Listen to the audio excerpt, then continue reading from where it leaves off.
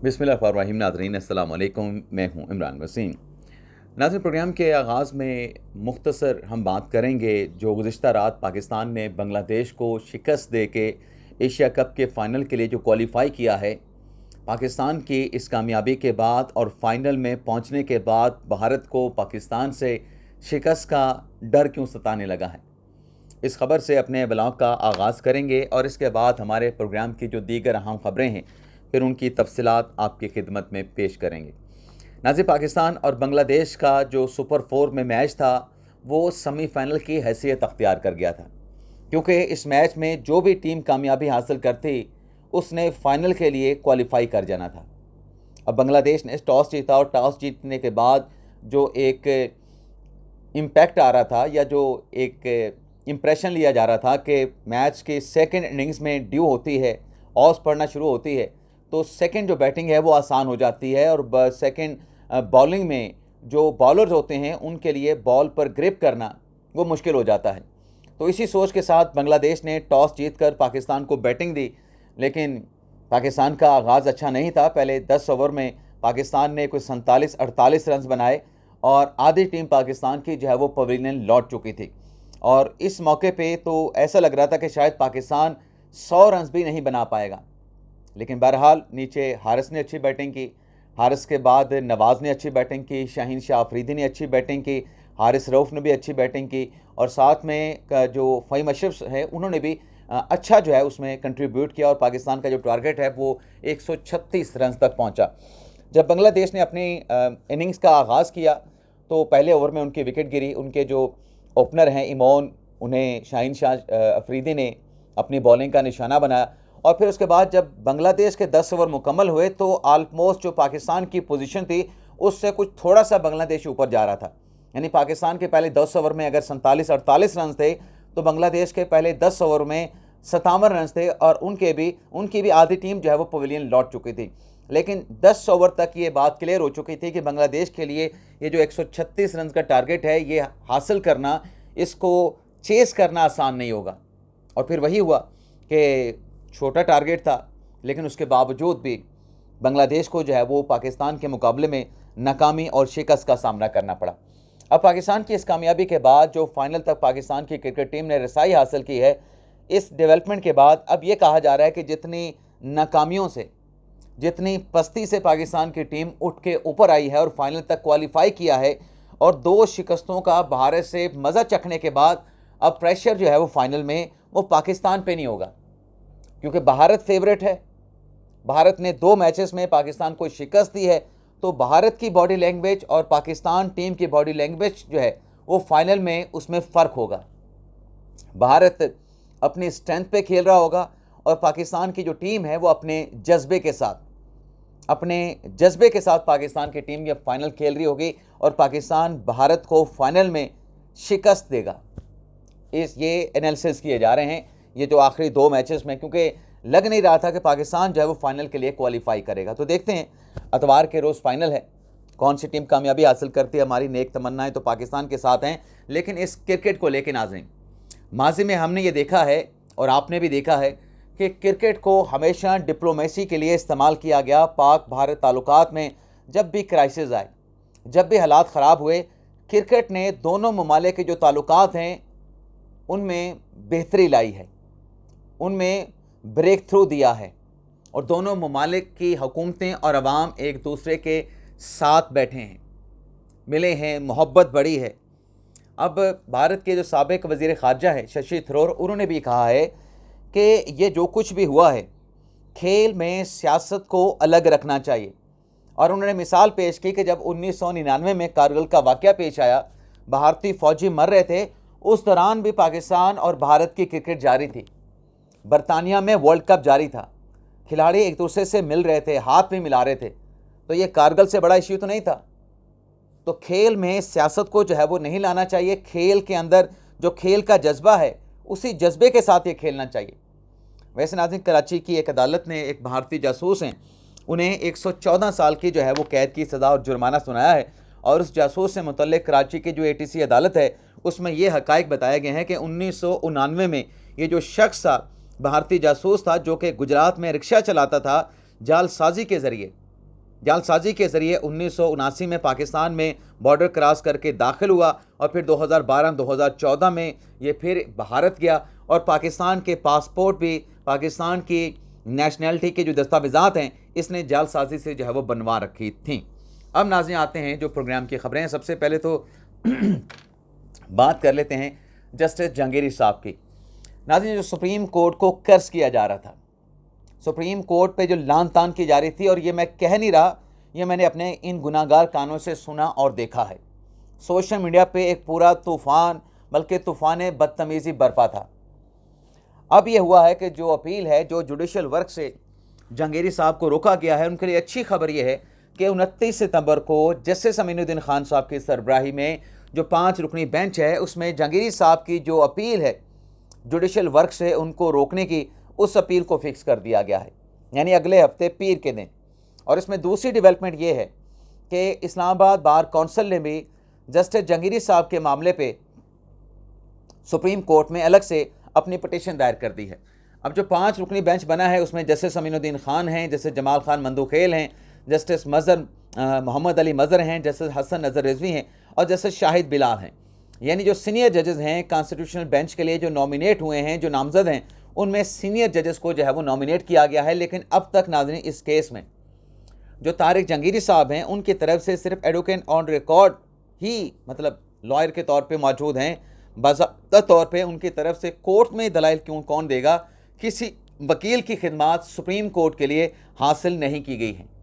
High court के लिए उन्होंने वकील किया है, लेकिन यहाँ पे किसी वकील की खिदमात हासिल नहीं की गई। जो एडवोकेट ऑन रिकॉर्ड होता है, उसका महज काम इतना होता है कि वो जो दरख्वास्त होती है, जो आपकी अपील होती है, उसको ड्राफ्ट करके उसके रिक्वायरमेंट, उसके तकाजे, उसके साथ जो सर्टिफिकेट, उसके साथ जो डॉक्यूमेंट्स लगाने होते हैं, मुकम्मल करके आपकी पिटीशन फाइल कर देता है।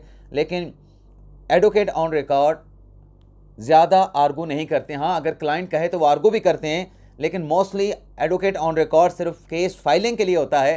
केस आर्गू करने के लिए अलग से वकील की जो है वो खिदमात हासिल की जाती हैं। तो ताहाल अपने जहांगीरी साहब ने किसी वकील की खिदमात हासिल नहीं की हैं। तो ये अच्छी खबर है कि उनकी अपील 29 सितंबर को लगी है। लेकिन आज इसमें बैड एलिमेंट ये आ रहा है कि जो जुडिशल वर्क से रोका गया है, उससे मुतल्लिक नाज़रीन कुछ अहम ज़राए से ये पता चला है कि जहांगीरी साहब का मामला, जिस पर कहा जाता है कि आर्टिकल 209 के तहत जो मुतल्लिका फोरम है वो सुप्रीम जुडिशल काउंसिल है, काउंसिल देखती है किसी जज के कंडक्ट की। क्योंकि सवाल ये उठ रहा था कि जज साहब को जुडिशल वर्क से क्यों रोक दिया गया, ये तो सुप्रीम जुडिशल काउंसिल का डोमेन और अख्तियार था। इस पर नाज़रीन बड़े बावसूख ज़राए से पता चला है, क्योंकि जज साहब का जो बतौर जज कंडक्ट था, उसको चैलेंज नहीं किया गया इस्लामाबाद हाई कोर्ट में। जज बनने से पहले का जो कंडक्ट है, जो उनकी डिग्री है, उसको इस्लामाबाद हाई कोर्ट में चैलेंज किया गया। और उसमें 2 ऑफेंस हैं। 2 ऑफेंस मुबैना तौर पे हो सकते हैं। अगर ये डिग्री वाला मामला ये सब्सटेंशिएट हो जाता है, कराची यूनिवर्सिटी इस पर फाइनल अगर वर्डिक्ट दे देती है, तो इससे 2 ऑफेंस बनेंगे। क्या बनेंगे? उसमें बावसूख ज़राए का कहना है कि एक तो यह है कि डिग्री आपकी जाली, ये आपका जुर्म हो गया। दूसरा ये है कि आपने फौजदारी की है, जालसाजी की है, उसका केस फौजदारी मुकदमा अलग से बनेगा। अब जहांगीरी साहब कल जब सिंध हाई कोर्ट में पेश हुए, उनकी तरफ से वहाँ पे कसम उठाई गई, हल्फ नहीं उठाया गया। हल्फ देना एक और होता है, लेकिन वहाँ पे उन्होंने कहा कि मैं कसम खा के कहता हूँ, कसम खा के कहता हूँ कि मेरी डिग्री जाली है, मैंने इम्तिहान खुद दिया है। तो देखते हैं 29 सितंबर को सुप्रीम कोर्ट इस मामले को कैसे टेकअप करती है। लेकिन इसके साथ साथ नाजरीन, जो जजेस ट्रांसफ़र केस का तफसीली फ़ैसला जिसका इंतज़ार किया जा रहा था, वो 55 सफ़ात का जो फ़ैसला है, जो कि जस्टिस मोहम्मद अली मज़र साहब ने तहरीर किया है, वो फ़ैसला भी जारी कर दिया गया है। आपको याद है कि 5-2 के तनासब से ये फ़ैसला जारी किया गया था। अब इस ऑर्डर में नाजरीन, जो 5 जज साहबान का चीफ जस्टिस को जो ख़त था, उस ख़त के बाद जब ये ट्रांसफरिंग जजेस का मामला, क्योंकि इस्लामाबाद हाई कोर्ट के 5 जजेस ने भी जजेस के ट्रांसफ़र के ख़िलाफ़ चीफ जस्टिस को ख़त लिखा था। अब वो ख़त हो गया, और फिर जब ट्रांसफ़र का मामला चीफ जस्टिस के सामने आया, तो उस पर जो चीफ जस्टिस याह्या अफरीदी का फ़ैसला था, वो फ़ैसला भी सामने आ गया है। अब मैं ये सारी डिटेल जो मैंने पॉइंट्स आपके सामने रखे हैं, इनकी तफसीलात, ये मंदरजात आपकी खिदमत में पेश करूँगा। ये 5-2 से फ़ैसला आया था, जिसमें जस्टिस नईम अख्तर अफ़गान और जस्टिस शकील अहमद ने अक्सरियती फ़ैसले से इख्तलाफ किया था कि जजेस का ट्रांसफ़र जो है, उसका तरीक़ाकार दुरुस्त अडॉप्ट नहीं किया गया।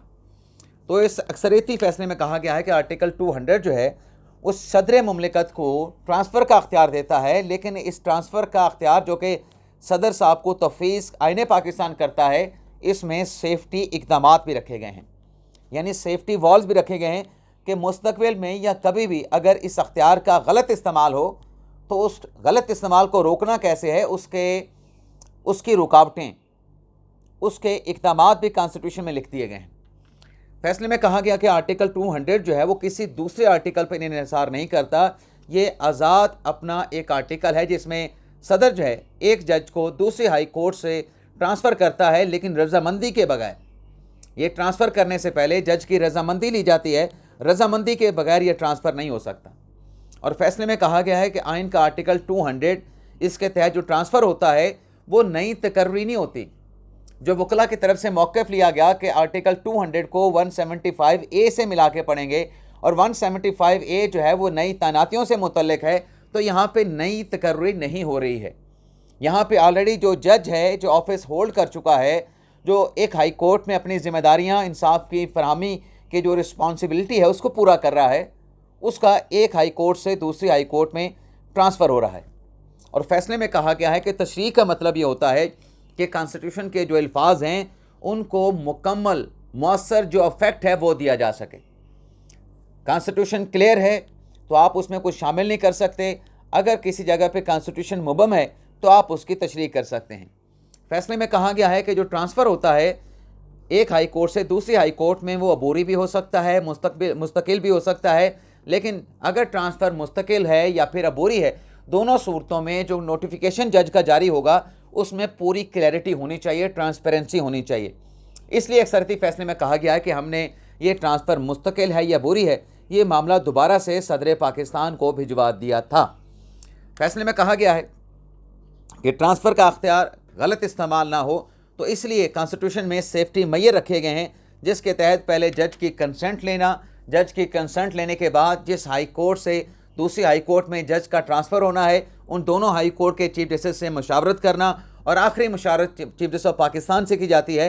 तो इस सारे प्रोसेस में जो जज को ट्रांसफ़र किया गया है, किसी जगह पे इस ट्रांसफ़र से मुतल्लिक जजेस को एक हाई कोर्ट से इस्लामाबाद हाई कोर्ट में लाने के प्रोसेस पे ना किसी हाई कोर्ट में पाँच हाई कोर्ट्स, 4 हाई कोर्ट्स इसमें इन्वॉल्व थी, किसी हाई कोर्ट के चीफ जस्टिस ने और सुप्रीम कोर्ट के चीफ जस्टिस ने कहीं एतराज़ जो है वो नहीं उठाया गया।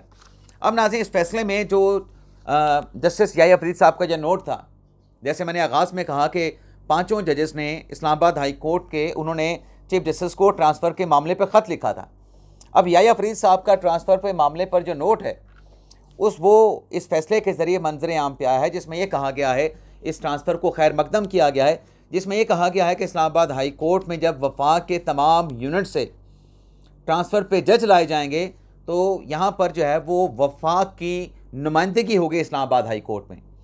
और इस अक्सरियती फ़ैसले में इंडियन कोर्ट्स की मिसालें भी दी गई हैं, जहाँ पर बग़ैर रजामंदी से एक जज को दूसरी हाई कोर्ट में ट्रांसफ़र किया जाता है और वहाँ पर यकसा जो जजेस की सीनियरिटी है उसका पूल भी बनाया गया है, यानी वहाँ पे जजेस की यूनिफॉर्म जो है वो सीनियरिटी होती है तमाम हाई कोर्ट्स में।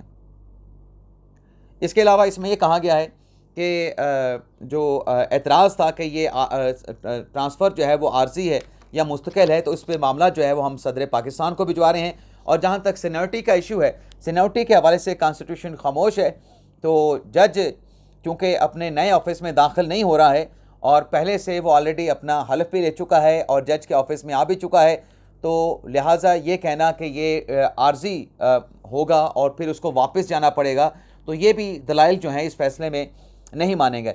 और फिर इसमें इस्लामाबाद हाई कोर्ट के जो जजेस हैं उनके ख़त का भी जिक्र किया गया कि इस्लामाबाद हाई कोर्ट के 6 जजेस के भी दलाइल दिए गए कि 6 जजेस ने ख़त लिखा था, वकला की तरफ से कहा गया। 26वें आईनी तरमीम का भी जिक्र किया गया। तो इस फैसले में कहा गया है कि जो जजेस की जानिब से 6 जजेस की जानिब से लिखा गया जो ख़त था, वो ख़त अभी तक सुप्रीम कोर्ट ऑफ पाकिस्तान में 100 मोटो केस में पेंडिंग पड़ा है और 26वें आईनी तरमीम का मुकदमा भी सुप्रीम कोर्ट में ज़ेर इल्तवा है। तो लिहाजा इससे मुतल्लिक हम कोई ऑब्जर्वेशन नहीं दे सकते क्योंकि वो केसेस ऑलरेडी ज़ेर इल्तवा हैं। और जो दराने दलाइल ये कहा गया कि ये जो ट्रांसफ़र किए गए हैं जजेस, इसके लिए एस्टेब्लिशमेंट की ख्वाहिश को पूरा किया गया है, तो इस पे फैसले में, अक्सरियती फैसले में ये कहा गया है कि ये जो इल्ज़ाम चीफ जस्टिस पे लगाया गया कि ये जो ट्रांसफ़र हुआ है, चीफ जस्टिस ने एस्टेब्लिशमेंट की ख्वाहिश के ऊपर काम करते हुए जजेस को ये ट्रांसफ़र किया है एक हाई कोर्ट से इस्लामाबाद हाई कोर्ट में, तो इस हवाले से हम कुछ नहीं कह रहे, क्योंकि हम ये कोई अगर डिक्लेरेशन देंगे तो ये गैर ज़रूरी और अनकॉल ये डिक्लेरेशन होगा, क्योंकि हम ये नहीं कह सकते कि ये जो ट्रांसफ़र है एस्टेब्लिशमेंट की ख्वाहिश पे चीफ जस्टिस काम कर रहे थे या नहीं कर रहे थे। और ये भी फैसले में कहा गया कि ये इल्ज़ाम लगाना इंतहाई आसान है अनटिल अनलेस जो मौजूदा तरीक़ाकार है उसमें चीफ जस्टिस के साथ मुशावरत शामिल है, हाई कोर्ट के जजेस के साथ मुशावरत शामिल है, जो मुतलका जज है उसके कंसेंट लेना शामिल है। अनटिल अनलेस जब तक कॉन्स्टिट्यूशन तरमीम ना हो जाए इस किस्म के इल्ज़ामात तो फिर लगाना इंतहाई आसान होगा जब किसी एक जज को एक हाई कोर्ट से दूसरी हाई कोर्ट में ट्रांसफ़र किया जाएगा। इजाज़त चाहते हैं नाज़रीन, अल्लाह हाफ़िज़।